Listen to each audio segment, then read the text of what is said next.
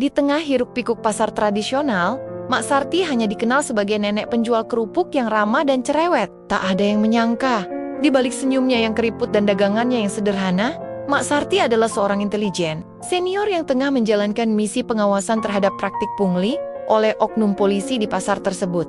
Saat tekanan terhadap para pedagang semakin besar, Mak Sarti tak bisa tinggal diam. Ia mulai melawan, menyusun strategi cerdik, dan perlahan menggugah keberanian warga pasar. Puncaknya terjadi ketika ia melempar alat komunikasi milik polisi ke dalam selokan di hadapan publik, sebuah tindakan kecil yang menyulut api perlawanan massal. Pasar Kembang pagi itu seperti biasa ramai, sumpek, tapi hangat. Suara teriakan pedagang bercampur dengan tawa ibu-ibu yang menawar harga. Aroma rempah-rempah dan bau ikan asin bersatu membentuk kekacauan yang indah. Di sudut pasar, di bawah tenda biru yang warnanya sudah pudar oleh waktu dan cuaca, duduklah seorang nenek tua dengan kerudung lusuh dan senyum yang tak pernah absen dari bibirnya. Namanya Mak Sarti. Usianya sudah lewat kepala 7, tapi semangatnya melebihi anak muda yang baru lulus kuliah. Dagangannya sederhana saja, kerupuk. Ada kerupuk putih, kerupuk udang, sampai kerupuk pasir yang dibakar pakai wajan hitam gosong. Semua tersusun rapi dalam toples kaca besar. Setiap pagi, Mak Sarti akan duduk di atas bangku kayu kecilnya, melayani pembeli dengan ramah, sambil sesekali menyapa pedagang lain dengan canda khasnya. "Bu Yayah, jangan lupa beli kerupukku ya, bisa bikin suami tambah sayang," celetuknya sambil terkekeh. Bu Yayah, penjual bumbu dapur di lapak sebelah, hanya geling-jeling kepala sambil tertawa. "Mak, suamiku mah malah makin cerewet kalau kebanyakan makan kerupuk." Mereka tertawa berdua. Di pasar ini, Mak Sarti bukan sekadar penjual kerupuk. Dia seperti emak semua orang. Tempat curhat, tempat minta saran, bahkan tempat minta doa. Wajahnya penuh keriput, tapi sorot matanya tajam. Terkadang ada yang bilang, tatapan Mak Sarti itu seperti bisa membaca isi hati. Tapi tentu saja itu hanya gurauan pedagang pasar. Mereka tak tahu, gurauan itu tak sepenuhnya keliru. Hari itu, seperti biasa, Mak Sarti duduk sambil menja pusing bipias badannya dengan sobekan kardus. Tiba-tiba matanya melirik ke arah pintu masuk pasar. 2 orang berseragam datang dengan langkah cepat. 2 polisi pasar yang sudah dikenal warga, Pak Karno dan si Togar. Mereka bukan petugas biasa. Setiap minggu mereka datang dengan agenda tetap, pungli. Istilah mereka sih uang keamanan, tapi semua pedagang tahu itu cuma akal-akalan. Siapa yang gak bayar, siap-siap diganggu. Entah itu disuruh pindah lapak, diganggu waktu jualan, atau bahkan dituduh melanggar aturan pasar. Mak Sarti memandang mereka dari balik kacamatanya yang sudah miring sebelah. Ia tersenyum, tapi senyumnya bukan senyum biasa. Ada sesuatu yang mengintip dari balik karet-karet wajahnya, ketenangan yang aneh, seolah ia tahu lebih banyak daripada yang ia tunjukkan. "Tigor datang lagi ya?" gumamnya pelan, hampir tak terdengar. Setelah 2 polisi itu lewat, Mak Sarti mengambil buku kecil dari balik keranjang kerupuknya. Ia membuka lembarannya perlahan, lalu menulis sesuatu dengan pensil pendek yang hampir habis. Matanya memperhatikan jarak gerik 2 polisi itu, mencatat siapa saja yang mereka datangi, berapa lama mereka ngobrol, dan ekspresi wajah pedagang setelah itu. Bu Ida senyum paksanya mulai lelah, bisiknya sambil menulis. Pak Yono pura-pura sibuk ngitung kembalian. Strategi lama. Sekilas, ia tampak seperti nenek tua pelupa yang suka coret-coret. Tapi sesungguhnya setiap katitan itu adalah potenggen-potenggen data yang ia susun rapi. Mak Sarti bukan orang sembarangan. Dulunya, ia adalah anggota intelijen yang sering menyamar dalam operasi berskala nasional. Tapi kini, ia hanya ingin menghabiskan masa tuanya dengan tenang itu, pikirnya dulu. Sampai akhirnya, ia melihat pasar ini dirusak oleh tangan-tangan serakah berseragam. Di balik senyumannya, Mak Sarti menyimpan luka masa lalu dan tekad yang tak pernah padam. Ia mungkin sudah tua, tapi semangatnya tak bisa dihentikan. Apalagi ketika yang dirusak adalah kejujuran para pedagang kecil yang setiap hari bekerja keras demi sesuap nasi. Langit siang mulai mengabu. Awan menggantung, angin berhembus pelan, membawa bau hujan. Mak Sarti berdiri, menggulung tikar kecilnya, dan menutup toples-toples kerupuk dengan kain. Tapi sebelum ia beranjak pulang, ia melirik sekali lagi ke arah pos jaga pasar, tempat 2 polisi itu biasa mangkal. Ia merogoh kantong dalam di balik bajunya, mengambil benda kecil berbentuk seperti gantungan kunci. Tapi jika diperhatikan lebih dekat, itu bukan gantungan biasa, melainkan alat perekam suara. Rekaman hari ini lumayan, gumamnya pelan. Besok kita lihat siapa yang masih berani minta uang keamanan. Dan dengan langkah pelan namun pasti, Mak Sarti mendorong gerobaknya keluar dari pasar. Tak ada yang menyadari bahwa di balik langkahnya yang tertatih dan tubuhnya yang membungkuk, sedang berjalan seorang mata-mata yang siap menyalakan perlawanan. Seorang nenek, sepotong kerupuk, dan rahasia yang sebentar lagi akan mengguncang pasar kecil itu. Pagi-pagi benar, bahkan matahari belum sempat menggeliat penuh. Mak Sarti sudah sibuk di dapur kecil rumah petak yang ia sewa tak jauh dari pasar. Dengan kompor minyak yang bersuara nges-nges, ia menggoreng kerupuk dagangannya satu per satu. Tangannya cekatan, matanya tajam, meski samar-samar berair karena asap gorengan. Kerupuk putih yang mengembang sempurna disaring satu persatu dan ditiriskan di atas nampan bambu. Tidak ada yang istimewa dari proses itu, kecuali fakta bahwa tangan yang kini menggenggam centong itu dulunya menggenggam senjata. Ia hidup sendirian. Anak dan cucunya tinggal di kota lain. Bagi mereka, Mak Sarti hanyalah nenek sederhana yang menikmati masa tua dengan berjualan kerupuk. Mereka tak pernah tahu masa lalu nenek mereka dipenuhi operasi rahasia, sandi negara, dan penangkapan musuh dalam selimut. Setelah selesai, Mak Sarti bergegas ke pasar, mendorong gerobaknya yang sudah mulai. Suara rodanya menciciti jalanan aspal retak. Setiap pagi, rutinitasnya selalu sama. Tapi pagi ini berbeda. Udara terasa lebih tegang, lebih sesak. Sesampainya di pasar, baru beberapa lapak yang buka. Namun, bisik-bisik sudah terdengar di antara para pedagang. Kemarin, si Jono disuruh setor 50.000 sama si Karno, kata Bu Reni, penjual buah, sambil menyusun pisang di rak kayunya. Katanya buat uang keamanan. Lah, keamanan dari siapa coba? Dari mereka, juga gumam Pak Darto, penjual ayam potong, dengan nada kesal. Kalau nggak bayar, ayamku dilempar ke tanah. Dibilang nggak bersih, padahal baru juga aku sembeli. Sarti yang baru tiba hanya tersenyum, menyusun toples Nia seperti biasa. Tapi telinganya awas, ia tak ikut nimbrung dalam obrolan. Ia tahu, terlalu cepat bersuara hanya akan membuatnya lebih cepat ketahuan. Setelah membuka lapaknya, ia duduk di bangku kayu kecil sambil mengamati sekitar. Tangannya sibuk membersihkan kaca toples. Tapi matanya bergerak liar. Seorang pria muda tampak lewat sambil mendorong gerobak tambal ban. Pria itu berhenti sebentar, pura-pura membetulkan sandalnya. Saat pandangan mereka bertemu, keduanya seiling, angguk pelan. Tak ada hanya sinyal.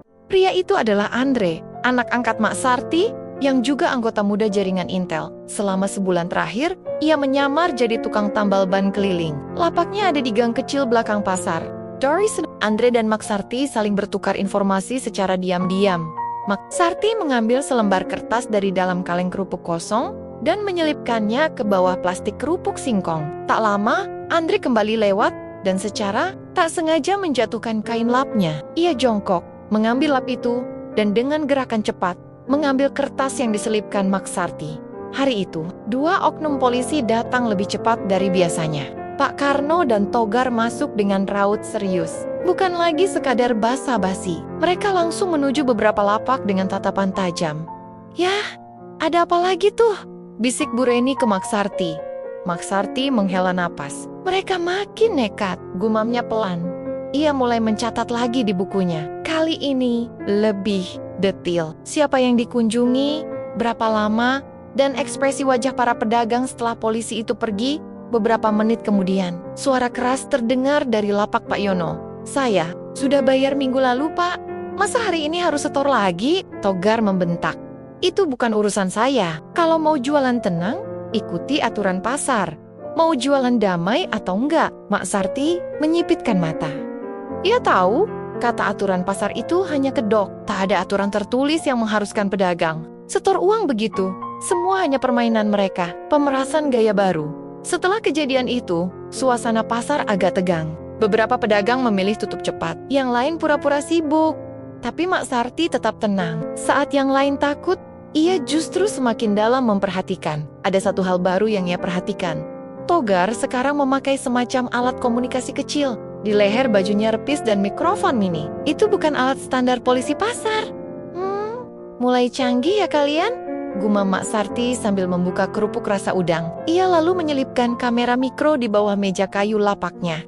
Kamera itu terhubung ke HP tuanya yang disimpan di kaleng bekas. Dengan posisi strategis, kamera itu merekam semua arah. Tak lama kemudian, Andre kembali lewat. Kali ini dia menukar ban sepeda motor dengan pedagang sayur. Saat itulah, dia menyelipkan isbi kecil ke dalam keranjang kerupuk Mak Sarti. Disamarkan dalam bungkus plastik. Di sore hari, ketika pasar mulai sepi, Mak Sarti menutup lapaknya. Ia berjalan perlahan ke warung kopi tua di ujung gang, tempat biasa para kuli duduk, ngobrol sambil ngopi. Tapi kali ini, ia duduk di pojok, membuka laptop kecil dari dalam tas plastik belanjaan, dan menancapkan USB dari Andre. Terlihat data mentah, audio, video, dan foto.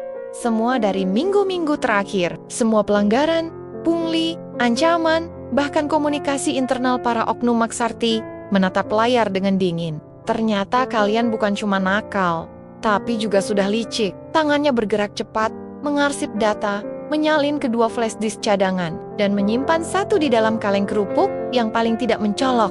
Kerupuk sepi peminat kerupuk, jadul bentuk spiral. Hari itu, Mak Sarti pulang ke rumahnya dengan tenang, tapi pikirannya mulai menyusun langkah selanjutnya. Jika ini perang, maka ia akan pastikan pedagang pasar tak jadi korban. Ia tak takut dengan seragam, karena di masa lalu, ia pernah lebih dekat dengan bahaya. Hari itu, pasar kembang sedikit lebih ramai dari biasanya. Mungkin karena tanggal muda, atau mungkin karena cuaca cerah, membuat orang ingin keluar rumah. Pedagang terlihat sibuk, pembeli lalu lalang, dan anak-anak kecil berlarian membawa balon gas berbentuk kelinci. Tapi di tengah riuh itu, ada satu orang yang tenang seperti air sungai Mak Sarti. Dari balik lapak kerupuknya, mata Mak Sarti tak henti memantau arah pos jaga pasar.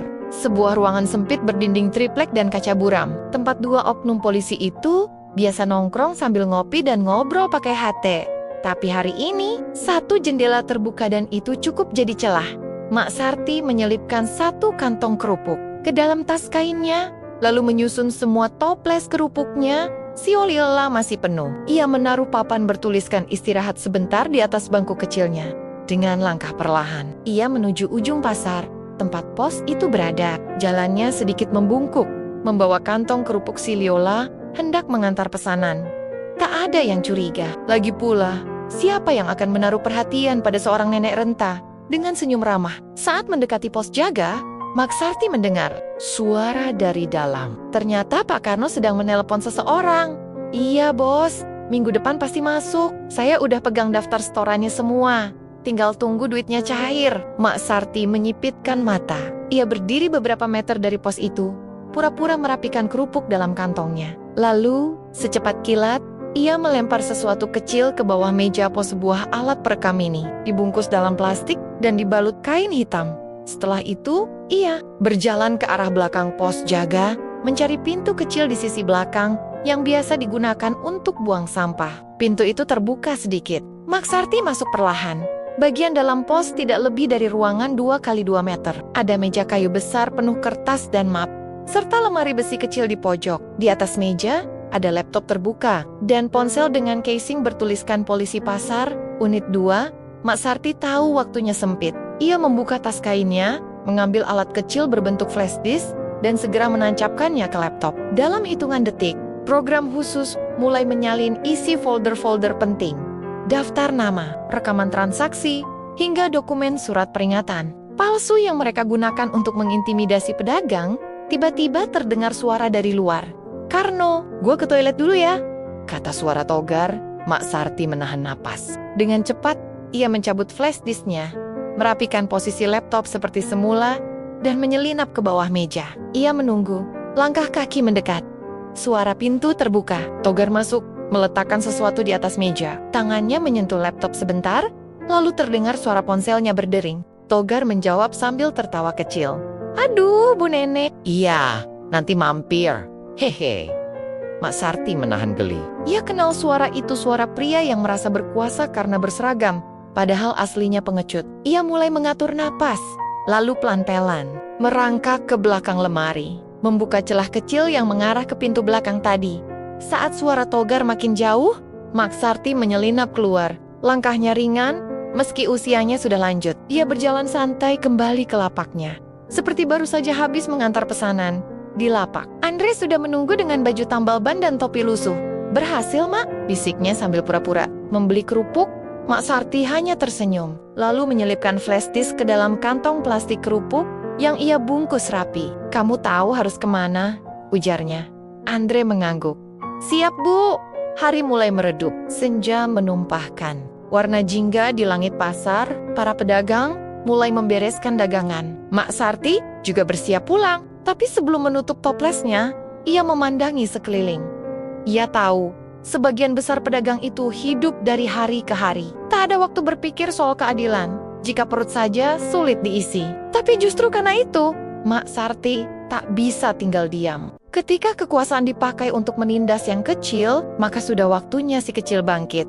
Sesampainya di rumah, Mak Sarti membuka catatannya. Ia menempelkan beberapa foto baru, menulis dengan tangan rapi, tanggal 14 Mei target, polisi pasar unit, Tukarno, dan Togar temuan daftar Pangle, bukti transaksi, rencana setoran bulanan ke oknum atasan. Langkah selanjutnya, siapkan momen pembongkaran. Tunggu waktu yang tepat.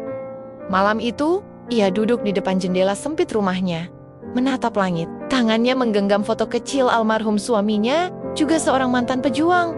"Kita memang tua, Pak," bisiknya. "Tapi kita belum selesai." Dan di luar sana, malam mulai turun. Tapi di dalam hati seorang nenek penjual kerupuk, api keadilan justru mulai menyala. Pagi itu, angin berembus lebih kencang dari biasanya. Langit tampak mendung, seakan menandakan sesuatu yang buruk akan terjadi. Tapi di pasar kembang, kegiatan tetap berjalan seperti biasa. Pedagang membuka lapak, pembeli berdesakan, dan aroma khas pasar bercampur antara bau ayam potong, keringat, dan harapan hidup. Mak Sarti datang lebih awal. Ia sudah merasakan firasat tak enak sejak semalam. Tangannya tetap lincah menyusun toples kerupuk. Tapi pikirannya penuh waspada. Terutama sejak Andre mengabari bahwa salah satu data dari laptop pos jaga memperlihatkan nama dirinya di dalam daftar. "Hent, ada yang janggal, Mak. Mereka kayaknya udah curiga," kata Andre saat menyelinap semalam lewat jendela dapur. Mak Sarti hanya tersenyum tenang. Semakin dekat mereka, semakin banyak yang bisa kita seret masuk. Hari itu, pos jaga polisi tampak lebih ramai. Dua pria tak dikenal datang dengan motor trail dan berbicara serius dengan Karno dan Togar. Dari cara mereka berpakaian jaket, kulit hitam, celana kargo, sepatu bot bersih, jelas mereka bukan preman biasa. "Ada tamu," gumam Mak Sarti pelan sambil memperhatikan dari balik kaca toples. Tak lama, Togar dan Karno mulai berjalan mengelilingi pasar. Tapi berbeda dari biasanya, mereka tak lagi sekadar meminta uang keamanan. Kali ini mereka membawa daftar. Ini dari atasan, semua pedagang harus daftar ulang. Kalau enggak, lapak dianggap ilegal, kata Togar lantang, menunjuk-nunjuk ke dagangan Pak Darto. "Daftar ulang? Sejak kapan ada aturan itu?" tanya Bu Reni panik. "Banyak tanya, Bu.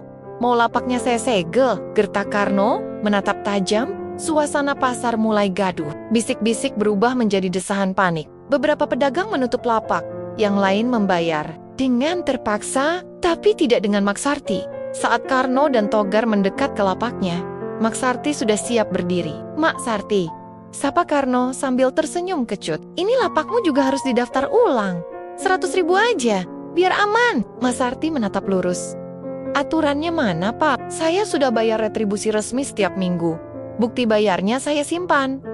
"Ada aturan baru," sahut Togar dari atas. "Kita cuma menjalankan perintah." Mak Sarti tersenyum, lalu dengan tenang berkata, "Kalau begitu, saya minta surat resmi dari instansi terkait. Dan saya juga akan kirimkan ini." Ia mengangkat ponsel tuanya ke lembaga hukum, biar jelas siapa yang main aturan. Karno menyipitkan mata. Togar melangkah lebih dekat. "Nenek, jangan macam-macam. Nanti bisa-bisa kerupukmu ini kami tendang semua." Pedagang mulai memperhatikan. Suasana berubah. Ada yang merekam pakai HP, ada yang diam-diam mendekot, siap membantu jika terjadi sesuatu. Mak Sarti mendesah. Lalu dengan tenang, dia melangkah maju dan menyentuh earpiece di kerah baju Karno. "Lucu ya, polisi pasar sekarang sudah pakai alat komunikasi, kayak Intel. Tapi sayangnya, kalian nggak tahu. Aku juga pernah pakai alat ini dulu. Jauh sebelum kalian bisa baca alfabet." Karno terkejut. Togar hendak merampas HP Maksarti. Tapi sebelum sempat mendekat, Maksarti melempar earpiece Karno ke selokan. Plung, semua terdiam. Lalu terdengar suara kecil dari arah pedagang. Wah itu alat mahal. Tuh. Maksarti ngamuk. Maksarti melangkah mundur, menatap mereka tajam. Saya sudah lama diam, tapi kalian makin menjadi jeti. Saya tidak takut karena kalian bukan hukum. Kalian cuma bayangannya saja. Dan saya bukan sekadar nenek penjual kerupuk. Tepuk tangan meletus. Entah siapa yang mulai, tapi satu persatu pedagang ikut bersuara. Iya, Mak. Sudah lama kami ditekan. Kalau Maksarti berani, kami juga berani. Togar panik. Iya, mencoba mengendalikan situasi. Siapa yang dukung dia? Saya laporkan. Namun terlambat. Suara-suara pedagang sudah menyatu. Mereka berkerumun, menutup jalan keluar. Bahkan tukang parkir ikut bergabung. Beberapa dari mereka menggenggam HP, menyiarkan langsung ke media sosial. Andre, dari jauh, mengabadikan semuanya. Live streaming Naya ditonton ratusan orang dalam hitungan menit. Karno menggertak terakhir kali. Kita lihat nanti, Nek. Kamu main api. Maksarti menjawab dingin. Saya tak main api. Saya nyalakan lentera, biar semua bisa melihat kegelapan. Yang kalian buat, hari itu, pasar kembang berubah. Seorang nenek kerupuk menyulut api keberanian. Dan dari api kecil itu, nyala perlawanan mulai menyebar.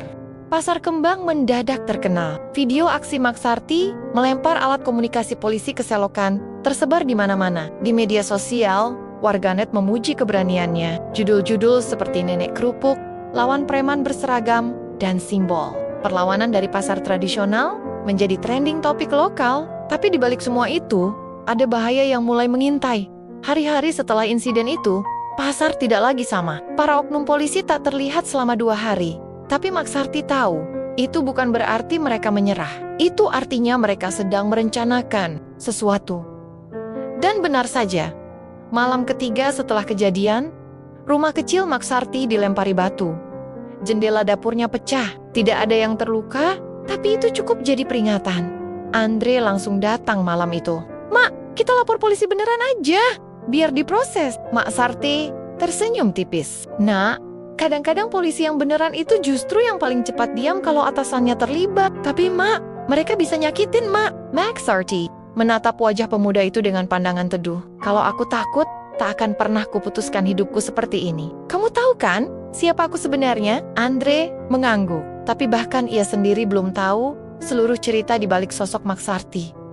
Pagi harinya, Maksarti pergi ke warung Bu Neneng untuk membeli beras dan minyak goreng. Tapi kali ini ia melewati gang belakang, jalur sepi yang jarang dilalui orang. Tiba-tiba, 2 pria berbadan besar muncul dari balik tembok. Ikut kami sebentar, kata salah satunya sambil menggenggam bahu Maksarti dengan kasar. Maksarti hanya tersenyum. Kalian pikir aku ini siapa? Bukan urusan kami, ya? Penting kamu gak banyak ngomong lagi di pasar. Tiba-tiba, pria yang memegang bahunya terjatuh. Lehernya dicekik dari belakang oleh seseorang berbadan tinggi. Berjaket lusuh, tapi matanya tajam seperti elang. Maksarti mengenali sosok itu dalam sekejap. Farid, pria itu menoleh. Masih gesit, kan Bu? Farid, mantan murid pelatihan. Maksarti, semasa tugas sebagai agen lapangan 20 tahun lalu, dulu ia dikenal sebagai agen paling senyap dan paling loyal. Kini ia berdiri di hadapan mentornya, melumpuhkan 2 preman dalam hitungan detik. Bu, saya pantau berita. Saya tahu akan memburu ibu.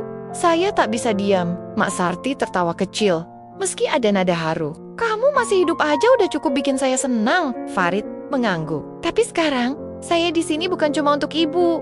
Saya juga bawa bukti. Ia mengeluarkan ponsel dari kantongnya. Di layar, tampak rekaman CCTV rahasia dari kantor Pemda Kota. Isinya, pertemuan antara Karno, Togar, dan seorang pejabat dinas pasar. Mereka bukan main-main, Bu. Oknum di balik ini bukan cuma polisi pasar. Ada pejabat dinas yang ikut makan hasil pungli. Maksarti memejamkan mata sebentar. Aku tahu ini bukan sekadar urusan lapak, ini soal sistem yang busuk sampai ke akar. Farid menatapnya. Mereka akan menyerang balik. Kita harus bergerak duluan. Hari itu juga, Maksarti mengumpulkan beberapa tokoh pasar. Ada Pak Darto yang sudah 15 tahun jualan sembako. Bu Reni si penjual sayur yang suaminya pernah diperas, bahkan mengasep. Tukang becak yang dulu sempat dipukuli karena menolak bayar parkir ilegal Mak Sarti berdiri di depan mereka. Bukan lagi sebagai penjual kerupuk, tapi sebagai sosok yang mereka percaya. Bapak-bapak, ibu-ibu, kalian tahu saya bukan siapa-siapa. Tapi saya juga bukan orang bodoh. Kita semua sudah capek ditindas. Ini waktunya kita bergerak. Maksudnya gimana, Mak? Tanya Bu Reni. Kita punya video, kita punya data, tapi yang paling penting, kita punya suara rakyat pasar. Semua terdiam. Kita adakan aksi, damai, kita kumpulkan tanda tangan. Dan yang terpenting kita tunjukkan bahwa kita bersatu. Kalau kita berani bersama, tak ada kekuatan yang bisa membungkam. Satu persatu mulai mengangguk. Saya ikut, Mak, teriak Mang Asep. Saya juga, biar tahu rasa itu.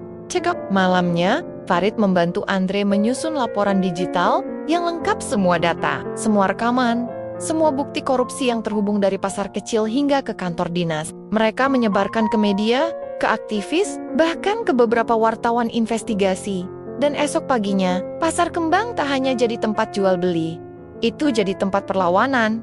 Puluhan pedagang mengenakan kaos putih, bertuliskan pasar bukan ladang pungli. Mak Sarti berdiri paling depan, membawa papan bertuliskan, kami pedagang, bukan ATM berjalan. Karno dan Togar datang, tapi kali ini mereka tak berani sembarangan. Karena di belakang pedagang, berdiri kamera. Di belakang kamera berdiri suara. Publik yang mulai membuka mata.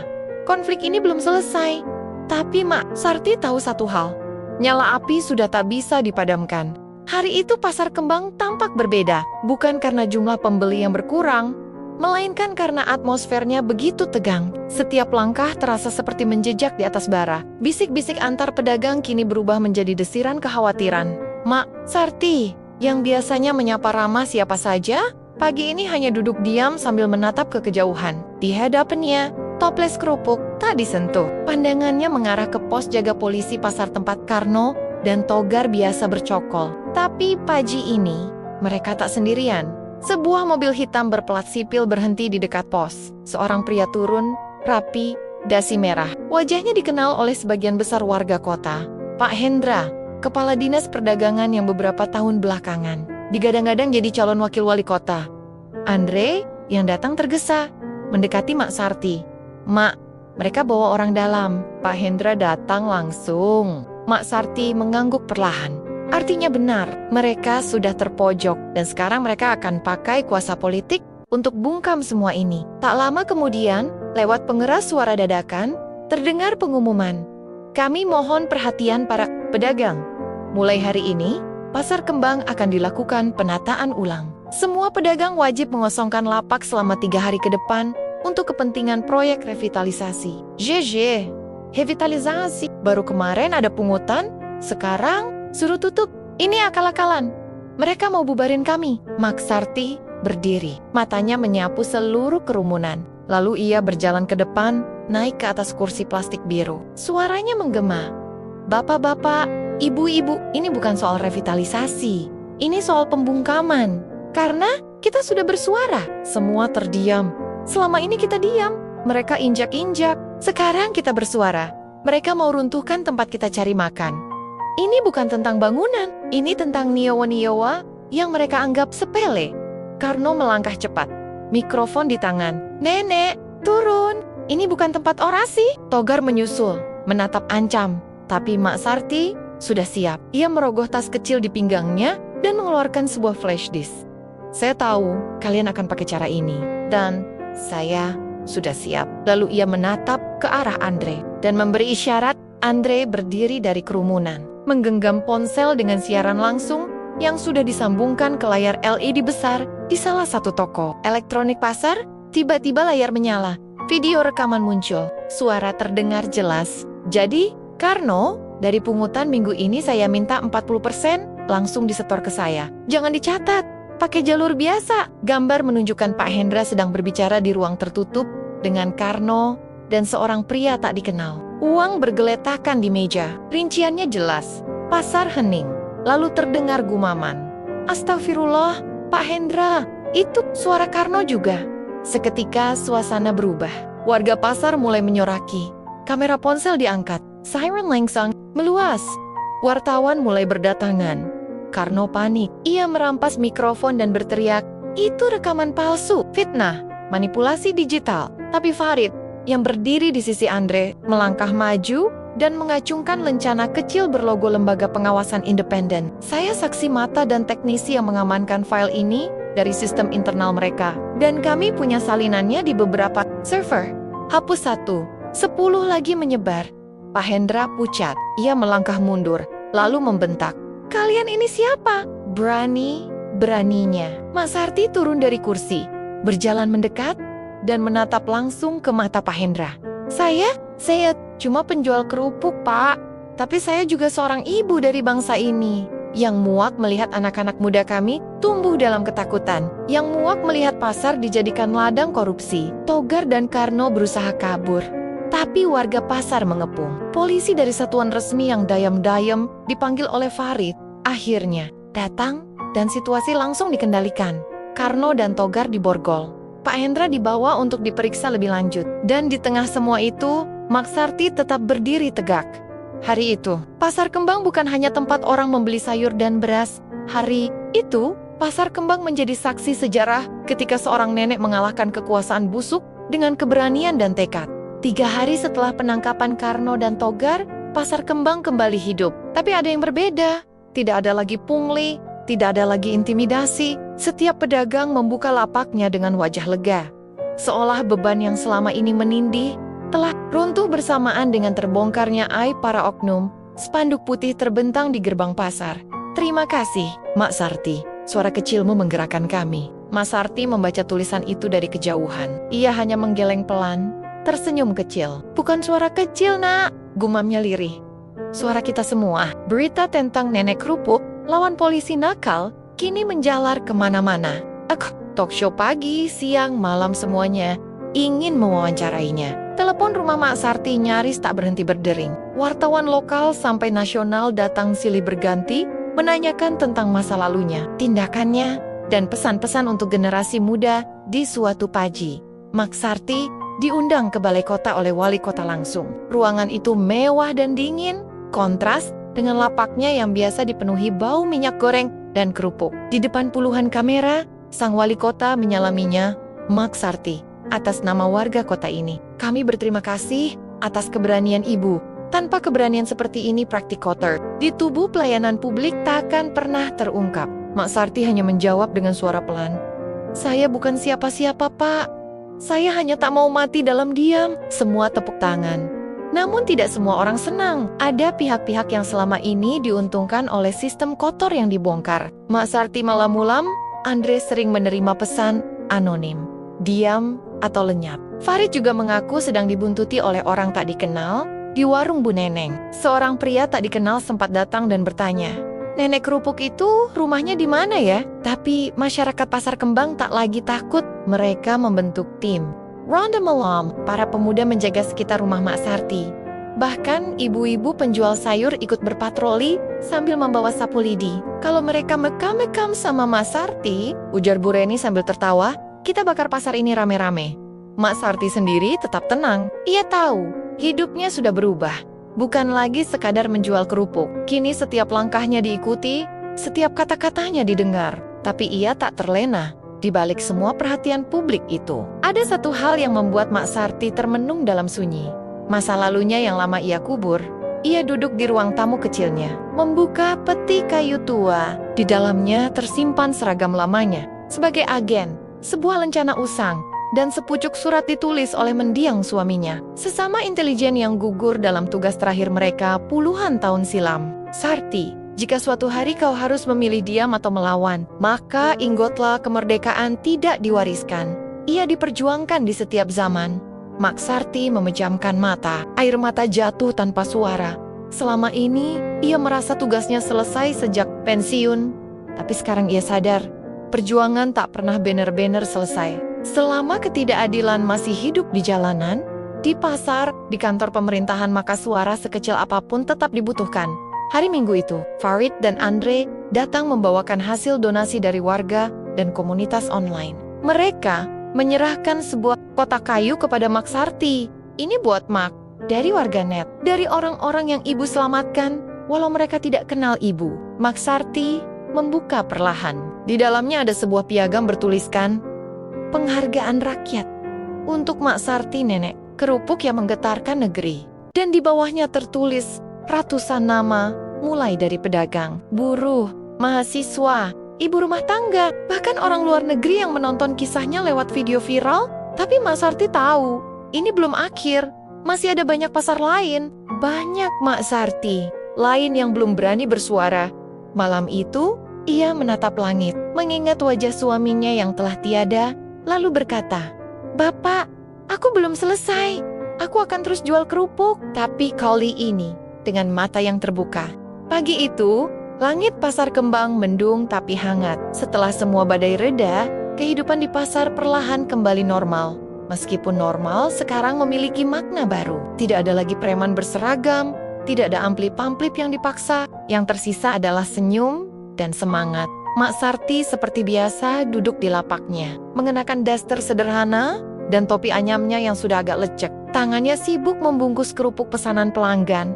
Tapi wajahnya tenang, seperti danau yang pernah bergejolak, namun kini kembali teduh.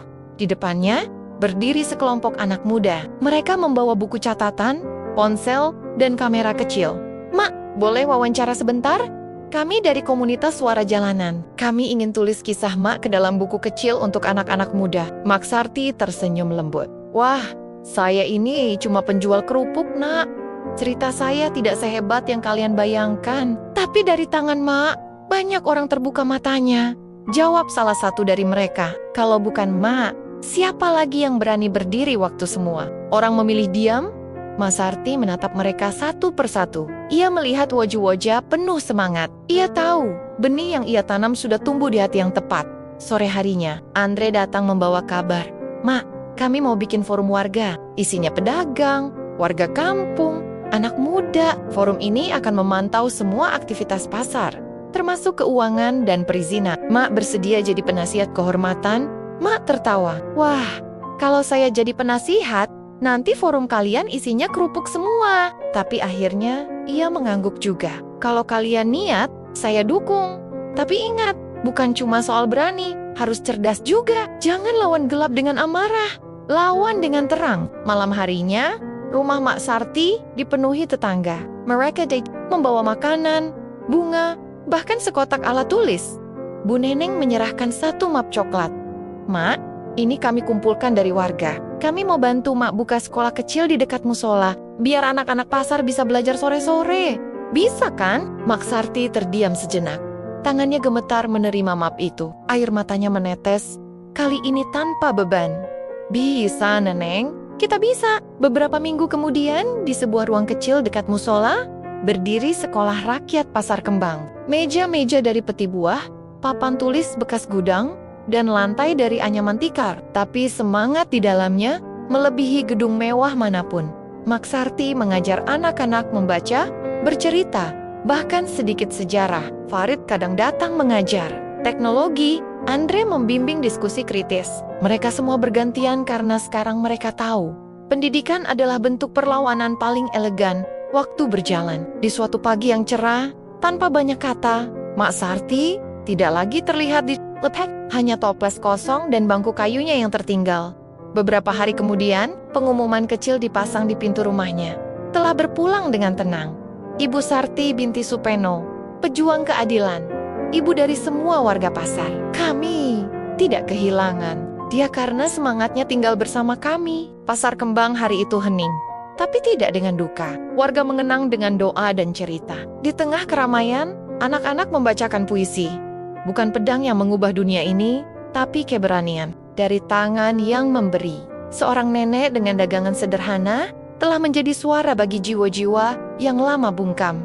Tahun berlalu, sekolah kecil itu tumbuh menjadi pusat pembelajaran warga. Pasar Kembang kini menjadi contoh nasional, disebut dalam seminar dan buku-buku perubahan sosial. Nama Mak Sarti dicantumkan dalam plakat di pintu gerbang pasar, gerbang kejujuran Mak Sarti, karena perubahan butuh satu orang yang berani. Dan di benak banyak orang, cerita itu hidup. Cerita tentang nenek penjual kerupuk yang tidak kaya, tidak kuat, tapi punya hati baja dan niat tulus karena kadang. Untuk mengguncang dunia, cukup satu suara jujur dari tengah keramaian. Tamat.